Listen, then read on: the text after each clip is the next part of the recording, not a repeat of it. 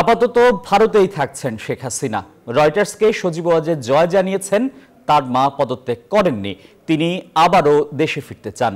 ভারতের বিভিন্ন গণমাধ্যমে বলা হচ্ছে শেখ হাসিনা ভারতে রাজনৈতিক আশ্রয় নেবেন না, তার বদলে ভিসার ভিত্তিতে অবস্থান করবেন। এদিকে বাংলাদেশ ইস্যুতে উত্তপ্ত ভারতের রাজনীতির মাঠ। শেখ হাসিনা দেশ ছেড়ে ভারতে যাওয়ার আগে প্রধানমন্ত্রীর পদ থেকে পদত্যাগ করেননি। তার ছেলে সজীব ওয়াজেদ জয় বার্তা সংস্থা রয়টার্সকে একথা বলেন। জানান, সংবিধান অনুযায়ী তিনি এখনো বাংলাদেশের প্রধানমন্ত্রী। আমরা বলেছিলাম যে আমার পরিবার আর প্রধানমন্ত্রীর আনুষ্ঠানিক পদত্যাগ ছাড়া অন্তর্বর্তী সরকার গঠন আদালতের চ্যালেঞ্জের মুখে পড়তে পারে বলে জানান জয়। সে সাথে দিয়েছেন সমঝোতার ইঙ্গিত। শেখ হাসিনা কোথায় থাকবেন এই প্রশ্ন ঘুরপাক খাচ্ছে ভারতের বিভিন্ন গণমাধ্যমে। এমন অবস্থায় জয় জানিয়েছে তিনি বাংলাদেশেই ফিরতে চান। এদিকে বাংলাদেশ ইস্যুতে উত্তপ্ত ভারতের রাজনীতি। শনিবার লোকসভার অধিবেশনে বিরোধী দলকে কটাক্ষ করে ক্ষমতাসীনরা।